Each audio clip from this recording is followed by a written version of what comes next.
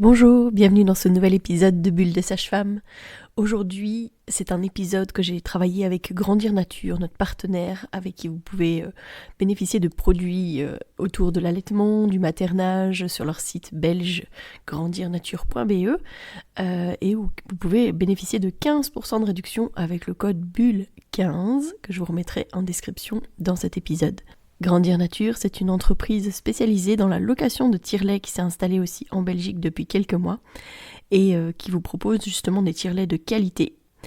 Donc aujourd'hui, du coup, on va discuter ensemble de comment donner le lait maternel autrement qu'au sein.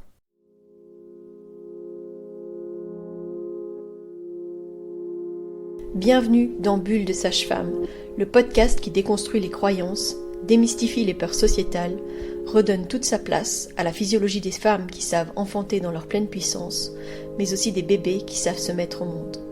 Ici, vous profiterez de l'expertise de sages-femmes pratiquant en dehors des hôpitaux, des accouchements à domicile ou en maison de naissance. Nous souhaitons que vous trouviez les outils, les informations pour que vous puissiez être les acteurs de la naissance de votre bébé, et ce quel que soit le lieu où vous avez décidé de l'accueillir. Mon nom est Mélissa Chambard, sage-femme, maman de 5 enfants. À chaque épisode, je vous partagerai mes astuces, mes bons plans, mon expertise, des anecdotes, mais aussi des témoignages de parents, de sages-femmes et des rencontres inspirantes autour de la périnatalité, dans la bienveillance, la force, la puissance. Allez, vas-y.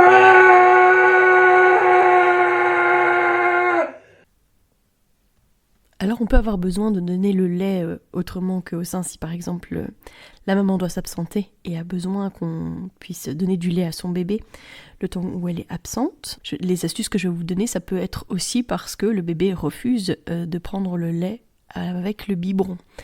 Et du coup je me suis dit, je vais vous reparler du biberon, effectivement, de comment bien donner le biberon au bébé, mais aussi toutes les autres techniques qu'on peut utiliser.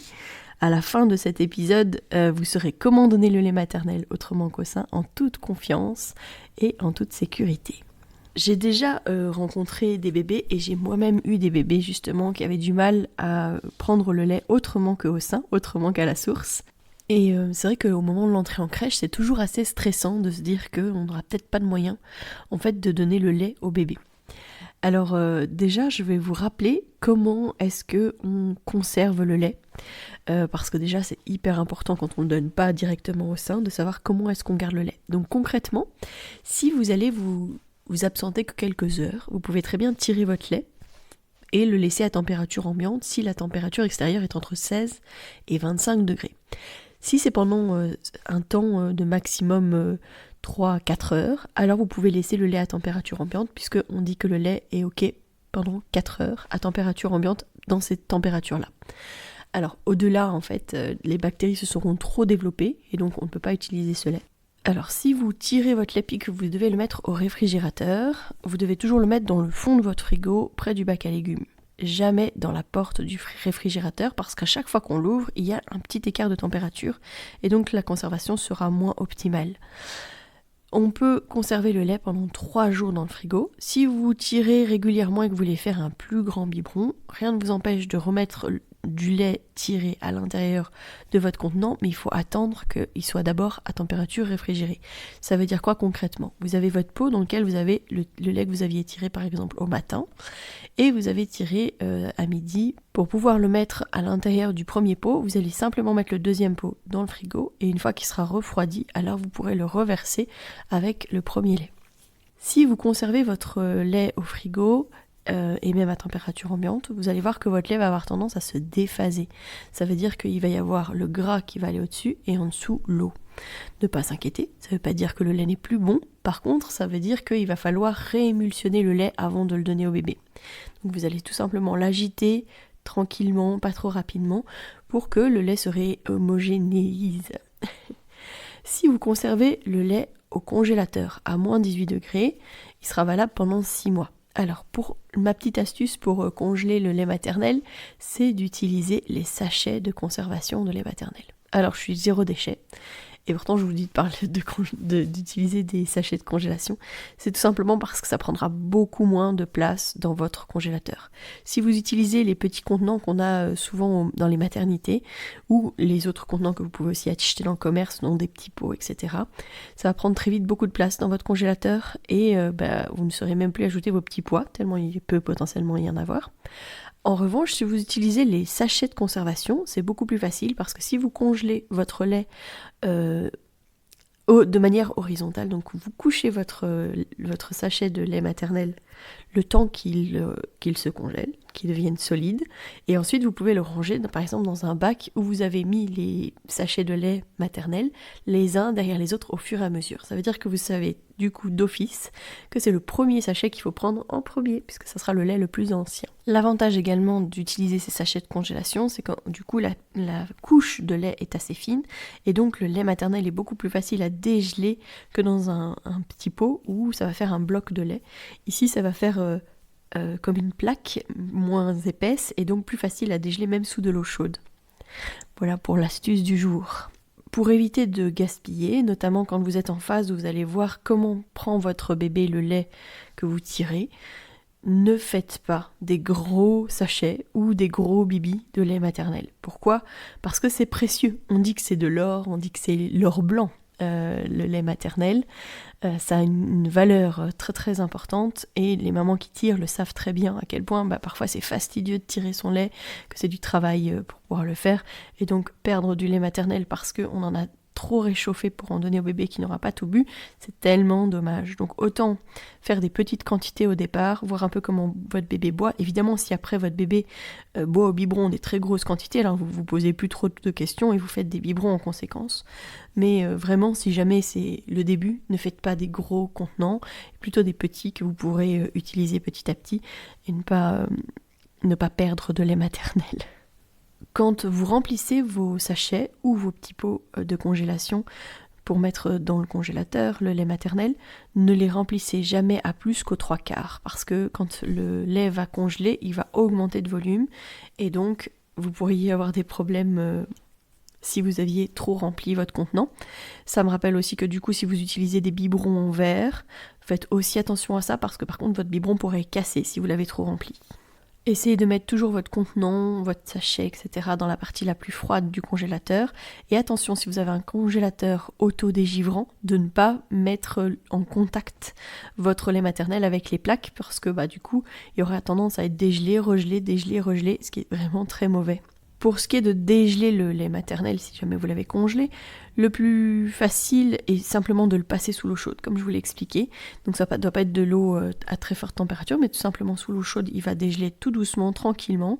Jamais le tremper dans de l'eau bouillante, jamais non plus au micro-ondes. Vous pouvez aussi le dégeler au réfrigérateur, ça va prendre à peu près 12 heures, donc ça c'est aussi une option qui est possible. Une fois que votre lait est dégelé, donc si jamais ça avait été fouetté au frigo, vous pouvez l'utiliser dans les 24 heures. Si ça a été dégelé avec de l'eau chaude, vous pouvez l'utiliser dans les 2 heures. Par contre, ne jamais dégeler du lait maternel à température ambiante. Alors il y a une chose qu'il faut savoir, c'est que parfois le lait qui a été tiré, il a une odeur un peu étrange, savonneuse, rance, parfois un peu métallique comme ça, et en tout cas au niveau du goût c'est un peu métallique. Le lait n'est pas mauvais pour autant, en fait c'est dû à une enzyme qui s'appelle la lipase, qui décompose en fait le gras du lait et qui libère des acides gras, ce qui permet en fait d'éviter la prolifération de mauvaises bactéries. Donc c'est une bonne chose, mais ça donne cette odeur un peu particulière. Si vous avez tiré votre lait dans des conditions qui sont tout à fait ok au niveau hygiénique, et si vous avez dégelé votre lait il n'y a pas longtemps, etc., ne vous inquiétez pas, votre lait est quand même bon. Par contre, c'est vrai qu'il y a certains bébés qui refusent encore plus le lait qui a été par exemple congelé ou gardé plusieurs jours au frigo à cause de ça. Donc c'est important de le savoir. J'ai déjà eu des mamans qui m'ont dit que leur lait tournait très rapidement au niveau du goût et de l'odeur et que du coup elles utilisaient quasi jamais le fait de donner leur lait autrement qu'au sein. Alors une dernière petite chose, c'est si jamais vous tirez votre lait au travail et que du coup vous devez le conserver sur le temps de votre trajet pour revenir à la maison. Donc dans les choses qui doivent être mises en place normalement avec votre employeur, dans les droits que vous avez en tant que maman allaitante, c'est d'avoir un lieu pour pouvoir tirer votre lait et un frigo pour pouvoir stocker votre lait. Quand vous rentrez à la maison, il faut utiliser un sac de transport isotherme dans lequel vous mettez des pains de glace. Et alors vous pouvez transporter votre lait jusqu'à la maison pour pouvoir le donner par exemple le lendemain à la crèche ou pour pouvoir le mettre dans le frigo ou dans le congélateur pour pouvoir avoir du roulement. Juste pour que vous le sachiez, quand vous louez votre tire-lait chez Grandir Nature, ils vous fournissent le tire-lait avec un sac de transport isotherme et des pains de glace. Donc vous êtes vraiment déjà prête à pouvoir tirer votre lait au travail si jamais c'est nécessaire. Alors, dans la manière dont on peut donner le lait maternel, évidemment la première chose à laquelle on pense en général, c'est le biberon. Mais c'est pas le seul moyen de donner le lait maternel. Je vais quand même revenir sur le biberon pour vous réexpliquer comment bien donner le biberon, surtout à un bébé qui est allaité, pour pouvoir justement mettre toutes les chances de côté pour que le bébé continue à bien téter au sein et qu'il n'ait pas de confusion, qu'il n'y ait pas de difficulté ensuite par la suite. Quand on réfléchit à comment est-ce qu'on donne souvent le biberon au bébé, l'image qu'on a souvent c'est le bébé qui est allongé il est maintenu dans les bras de son parent par exemple, quasi allongé, et puis le biberon est donné avec un angle quasi 45 degrés là, pour que la tétine soit toujours pleine de lait. Si on se place à la place du bébé, en fait, le débit est très important, très rapide, et en fait, la gravité joue énormément sur ce biberon. Il faut savoir que pour le biberon, il suffit au bébé parfois de ne rien faire, parce qu'il y a certaines tétines qui coulent comme ça. Si jamais on met juste le biberon dans cette position-là, il va y avoir du lait qui va couler, alors que quand le bébé va au sein, à moins d'être dans les tout premiers jours où parfois ça peut arriver qu'il y ait quelques petites gouttes de lait qui viennent juste par stimulation du bébé qui est là, mais normalement, il faut que le bébé travaille. Et ensuite, avec le biberon, le bébé aura juste à appuyer sur la tétine, juste à écraser la tétine pour faire venir le lait. Alors qu'au sein, évidemment, il va devoir travailler beaucoup plus fort. Il y a tout un mouvement avec sa langue qui va faire comme une vague, qui va venir écraser en fait le mamelon contre son palais et puis qui va faire un mouvement avec sa langue de vague pour faire venir le lait maternel. Donc c'est tout à fait différent, d'accord ? Donc la bonne position en fait pour donner le biberon au bébé, ça sera que le bébé sera en position semi-assise, donc pas du tout allongé comme on le voit la plupart du temps dans notre manière de faire.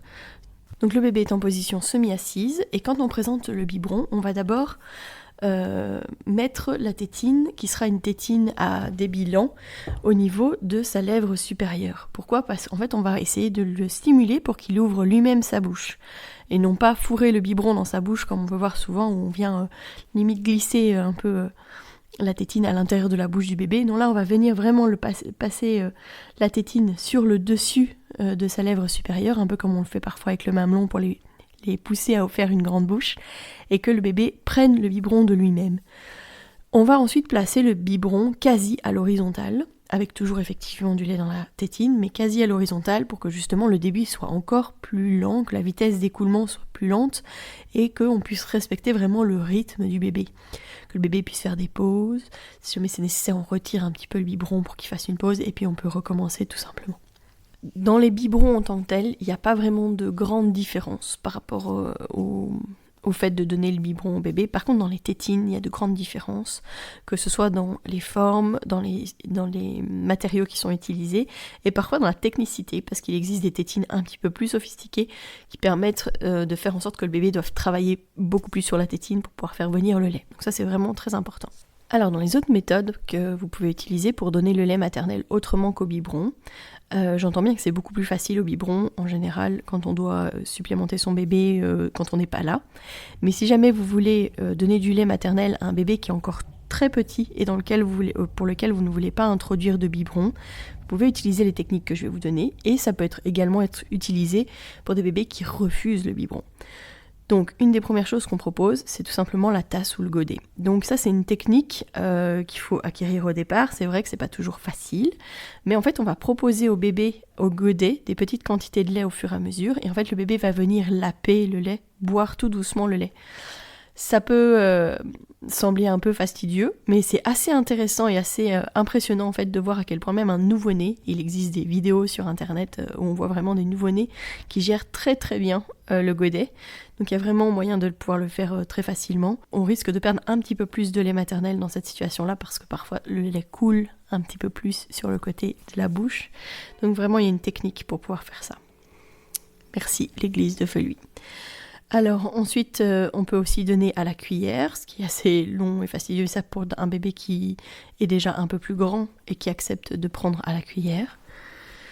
On peut utiliser la soft cup, donc ça c'est un espèce de biberon avec un embout qui fait comme une petite cup, avec cet embout qui est souple, et à nouveau on va venir le donner au bébé, il va venir laper au niveau de la soft cup. C'est comme un biberon tasse en fait, l'embout buccal est souple en forme de cuillère et ça permet vraiment d'alimenter le bébé facilement, tout en douceur, parce que la quantité de lait absorbée par le bébé va être vraiment contrôlée facilement. Et voilà, c'est une bonne alternative en fait à l'alimentation au godet.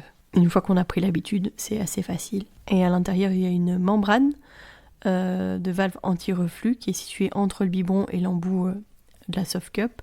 Donc l'écoulement du lait peut vraiment être régulé sans souci. On peut vraiment pincer juste les bouts de l'embout. C'est assez simple d'utilisation une fois qu'on l'a pris en main. Je dois avouer qu'au départ, c'est pas toujours évident. Alors dans les autres choses qu'on peut faire, c'est utiliser une sonde sur le doigt. Donc ça c'est ce qu'on appelle un DAL chez nous. Donc c'est une petite sonde qu'on va placer à l'intérieur d'un biberon et on va venir installer une sonde sur le doigt qu'on va maintenir avec du tape. Et on va proposer en fait au bébé de venir téter sur le doigt et de venir boire le lait à cet endroit-là. Pas toujours évident d'utiliser la sonde au doigt dans le sens où ça peut prendre du temps, mais par contre c'est clair que ça peut vraiment aider dans des situations où le bébé n'a pas la technique pour téter au sein par exemple, donc ça peut être un moyen de le remettre en route l'allaitement, mais c'est vrai que supplémenter au-delà des premiers jours, premières semaines avec la sonde au doigt est parfois un petit peu difficile et un petit peu fastidieux. On peut donner à la seringue. Alors là aussi, moi ce que je conseille, c'est de donner le doigt et de passer la seringue et de donner uniquement quand le bébé tète, à nouveau pour qu'il n'oublie pas qu'il doit travailler, etc. Toujours aussi dans l'idée des premières semaines. Si vous devez donner 60 ml de lait à la seringue, bon alors à moins que ça fonctionne bien et que vous ayez le coup de main, ça peut très vite paraître très long. Mais ça peut être tout à fait valable comme situation. Je sais que dans les choses qui sont parfois utilisées dans les crèches, quand on a des bébés qui refusent catégoriquement le lait maternel, on peut aussi parfois donner à la seringue un médicament. Donc avec par exemple la seringue pour lesquelles on utilise pour donner du paracétamol au bébé, eh ben, on va pouvoir utiliser cette seringue aussi pour pouvoir donner au bébé du lait maternel. Quand l'enfant est plus grand, on peut utiliser la tasse à bec, on peut aussi utiliser la tasse 360. Donc c'est vraiment cette tasse où le bébé doit en fait placer sa lèvre dessus, faire une pression pour faire venir le lait. Donc une fois qu'il a bien compris le système, il peut très bien utiliser ce système en toute autonomie et pouvoir boire le lait de sa maman à l'intérieur sans souci. Au verre aussi, parce qu'il y a des enfants qui gèrent très bien quand ils sont plus grands. Voilà, s'ils refusent le biberon mais qu'ils veulent bien boire au verre, c'est aussi tout à fait correct. Enfin, une des dernières techniques auxquelles on pense pas forcément, c'est de faire des flancs de lait maternel. Donc si vous avez un bébé qui refuse le biberon, etc., vous pouvez très bien faire des flancs avec votre lait maternel à base d'agar-agar. Ça peut vraiment vous permettre d'utiliser un peu de votre stock de lait au congélateur si jamais vous en avez beaucoup et qu'il est temps pour votre bébé par exemple de commencer à manger, diversifier, etc. Dans le cadre de la DME, vous pouvez aussi l'utiliser. Ça peut aussi permettre effectivement de donner votre lait à un bébé qui refuse sous toute autre forme. Alors il faudra juste qu'il ait la capacité à gérer la texture. Si jamais il est trop gélifié, il ne faut pas hésiter en fait à le mélanger, à un peu le touiller pour le rendre un petit peu plus mou et un petit peu plus liquide pour que ce soit facile pour que votre bébé puisse le prendre. Donc c'est vraiment une alternative pour les bébés qui refusent le lait tiré. Pour ça, en fait, on va utiliser donc l'agar-agar. L'agar-agar, ça vient en fait d'une algue qui est utilisée dans l'agroalimentaire pour faire gélifiant. Donc par exemple pour les fameux flancs, c'est avec ça qu'on utilise l'agar-agar.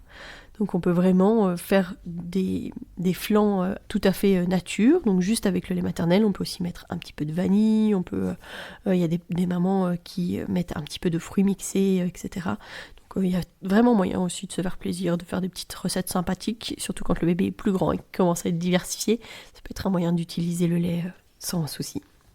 Donc je vous mettrai des recettes en description de cet épisode. Dans tous les cas, si vous vous retrouvez dans une situation où vous ne savez pas comment donner votre lait maternel, que ça bloque, etc. pour vous, pour votre bébé, n'hésitez pas à retourner vers votre sage-femme ou à aller voir une consultante en lactation pour obtenir des conseils qui seront personnalisés par rapport à votre situation, par rapport à votre bébé.